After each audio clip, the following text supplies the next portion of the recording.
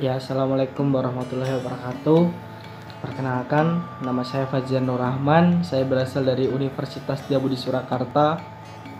Nah, baik di sini saya akan menjelaskan mengenai rangkuman Statistika 2 semester 4 yang didoseni oleh Pak Adi. Dan materi ini disusun oleh saya sendiri. Sebelumnya saya mohon maaf ya teman-teman, karena sering melihat ke kanan karena kamera saya di sini, kamera laptop saya rusak. Oke, kita lanjut saja ya teman-teman. Kita mulai dari T hipotesis tes dahulu ya. T hipotesis tes itu ada dua. Yang pertama two-tiled test dan one-tiled test. Nah, kita mulai dari one-tiled test dulu ya. Nah, one-tiled itu pengujian satu arah yang digunakan pada saat hipotesis yang arahnya sudah jelas untuk arah positif atau negatifnya. Jadi sudah ditentukan ya teman-teman semuanya. Nah, kunci dalam menentukan pengujian one-tiled yaitu dalam perumusan hipotesisnya disebutkan arahnya negatif atau positif atau lebih besar atau lebih kecil, seperti itu ya teman-teman. Nah, untuk contoh kalimat hipotesis one-tiled itu seperti ada pengaruh positif antara X terhadap Y, terus rata-rata A lebih dari rata-rata B. Lanjut lagi, ada hubungan negatif antara X terhadap Y. Nah, kita lanjutkan untuk two-tiled ya teman-teman. Pengujian dua arah yang digunakan pada saat uji hipotesis yang arahnya belum jelas. Jadi kalau arahnya sudah jelas kita menggunakan one-tiled ya, seperti penjabaran yang di dalam sini. Nah, terus kunci dalam menentukan penggunaan uji two-tiled yaitu dalam perumusan hipotesisnya tidak disebutkan dua arahnya, jadi masih belum diketahui arahnya ya. Kalau sudah diketahui kita one-tiled. Contoh kalimat untuk hipotesisnya yaitu ada pengaruh antara X terhadap Y. Ada pengaruh X terhadap Y, bukan ada pengaruh positif antara X terhadap Y, bukan ya. Saya ulangi lagi, ada pengaruh antara X terhadap Y. Yang kedua, terdapat perbedaan antara A dan B. Yang ketiga, X tidak berbeda secara signifikan terhadap Y. Mungkin seperti itu penjelasan untuk T hipotesis test. Nah, ini seperti ini. Nah, T hipotesis testnya itu untuk one sample t-test, independent sample t-test, dan paired sample t-test. Jadi dibagi lagi T hipotesis test itu ada tiga. Yang pertama one sample t-test, independent sample t-test, paired sample t-test. Nah, untuk one sample t-test itu digunakan untuk membandingkan satu kelompok variabel terhadap satu buah nilai. Nah, untuk independent sample t-test digunakan untuk membandingkan satu kelompok sampel terhadap kelompok sampel yang lain, bukan atau berbeda individu. Saya ulang lagi, untuk independent sample t-test digunakan untuk membandingkan satu kelompok sampel terhadap kelompok sampel yang lain, bukan atau berbeda individu ya teman-teman semuanya.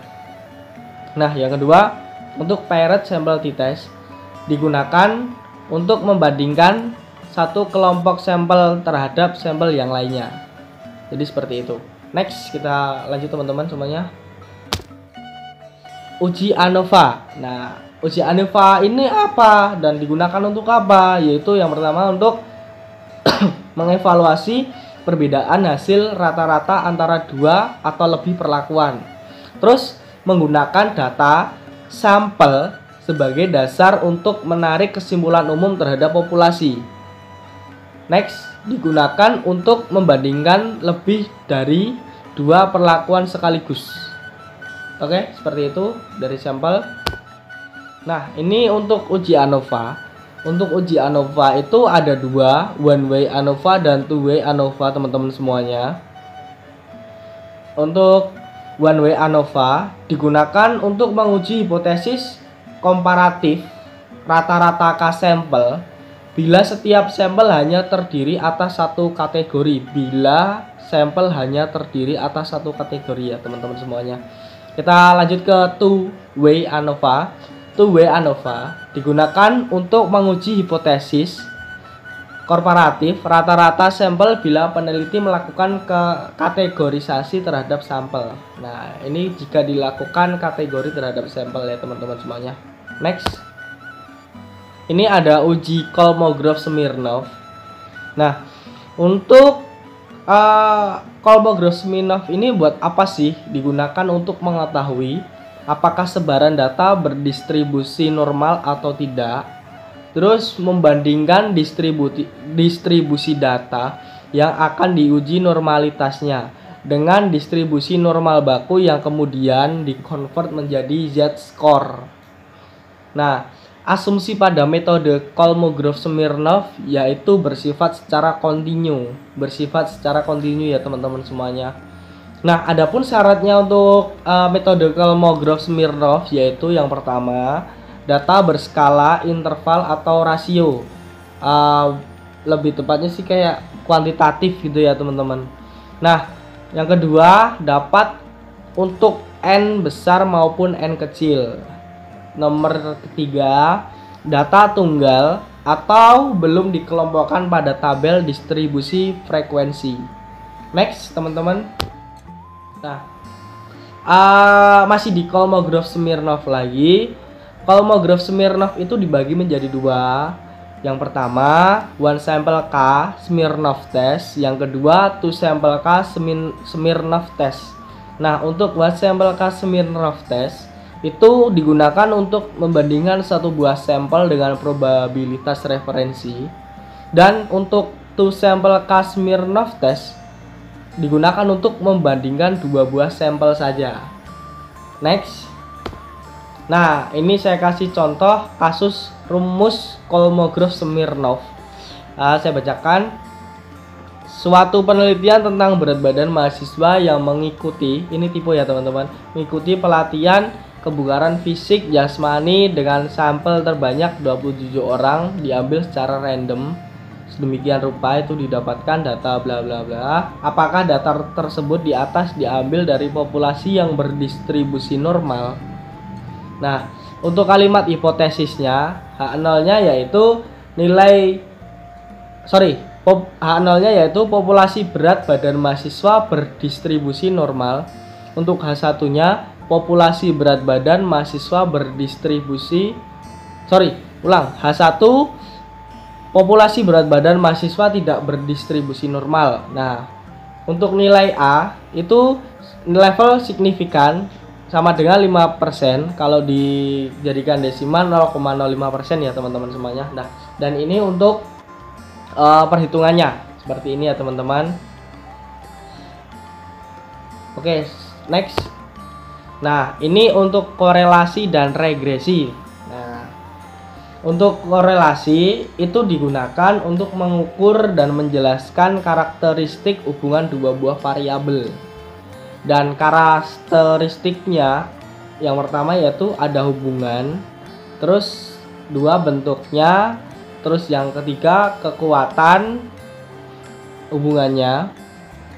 Terus ini ada pun bentuknya korelasi ya teman-teman. Nah, ini ada positif dan linear. Terus ini secara berpisah ya. Nih, teman-teman. Terus negatif dan linear, negatif, no linear dan no relationship. Seperti itu teman-teman ya. Ini saya kutip dari Google. Saya searching saja korelasi dan regresi teman-teman. Nah, untuk korelasi dan regresi itu untuk korelasi dulu ya teman-teman semuanya. Menganalisis besarnya tingkat hubungan. Terus boleh atau tidak bersifat kasual. Itu kayak sebab dan akibat seperti itu ya teman-teman semuanya. Tidak harus terdapat variabel bebas dan variabel terikat. Yang kedua, menghasilkan koefisien regresi. Nah, untuk regresi itu menganalisis besarnya pengaruh. Yang kedua, bersifat kausal atau sebab akibat lagi. Jadi untuk korelasi itu boleh atau tidak, tapi untuk regresi harus terdapat variabel bebas dan variabel terikat untuk regresi teman-teman. dan menghasilkan persamaan regresi ya. Skip lagi. Ini untuk korelasi dan regresi. Nah, untuk regresinya sendiri, Z adalah nilai yang diprediksi untuk setiap nilai X dan digunakan untuk menentukan jalur yang paling pas melalui serangkaian data. Garis ini bernama garis regresi. Y adalah sebenarnya ini main Z adalah jarak dari setiap titik data dari garis regresi sama dengan garis regresi, atau lebih cukup gitu ya. Next. Nah, ini contoh soal untuk regresi. Seorang mahasiswa akan meneliti apakah pengaruh promosi terhadap volume penjualan perusahaan di Kabupaten Malang akan untuk kepentingan itu diambil 10 perusahaan jenis yang melakukan kegiatan promosi. Nah, untuk kalimat H0-nya tidak terdapat pengaruh antara biaya iklan terhadap penjualan perusahaan. A-nya terdapat pengaruh antara biaya iklan terhadap penjualan. Nah, ini seperti ini. Ini saya kutip juga dari Google. Mungkin nanti teman-teman bisa mencari lagi. Skip lagi ya teman-teman ya, kita lewati. Ini validitas dan reliabilitas. Nah, untuk validitasnya sendiri, uji tentang kemampuan suatu kuesioner sehingga benar-benar dapat mengukur apa yang diukur bersifat valid. Nah, untuk reliabilitasnya, uji untuk menentukan sejauh mana hasil suatu pengukuran dapat dipercaya. Jika hasil pengukuran yang dilakukan bersama, bahkan berkali-kali ataupun berulang, namun hasilnya relatif sama, maka pengukuran tersebut dianggap memiliki nilai reliabilitas yang sangat baik, teman-teman. Oke, skip. Nah, ini untuk validitas dan validitas dan reliabilitas. Saya kutip juga dari YouTube ini, keterangannya itu ada yang diuji, rumus yang digunakan, cara baca kriteria, dan kriteria menurut jumlah responden. Dan ini untuk uji validitas, keterangan yang diuji yaitu diuji tiap item, dan untuk uji reliabilitas diuji tiap variabel. Nah, rumus yang digunakan untuk uji validitas yaitu korelasi person. Nah, rumus yang digunakan untuk uji reliabilitas yaitu Cronbach's alpha. Cara baca kriteria, R hitung lebih besar R tabel atau bernilai signifikan.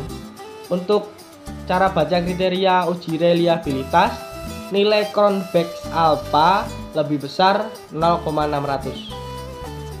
Kriteria menurut jumlah responden. Untuk uji validitas, kriteria L tabel menurut jumlah respondennya. Nah, untuk untuk uji reliabilitas, berapapun jumlah respondennya, kriterianya tetap 0,600 ya teman-teman semuanya.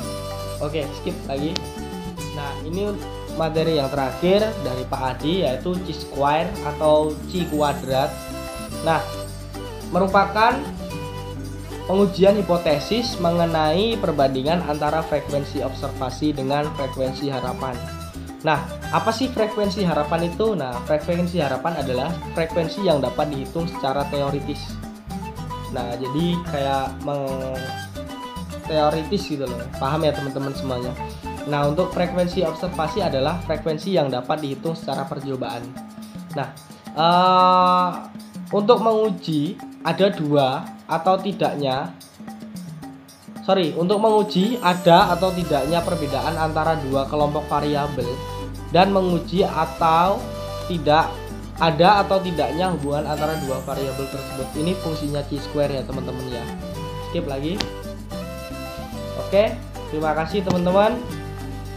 Itu sedikit rangkuman dari saya. Kurang lebihnya saya mohon maaf. Wassalamualaikum warahmatullahi wabarakatuh. Terima kasih.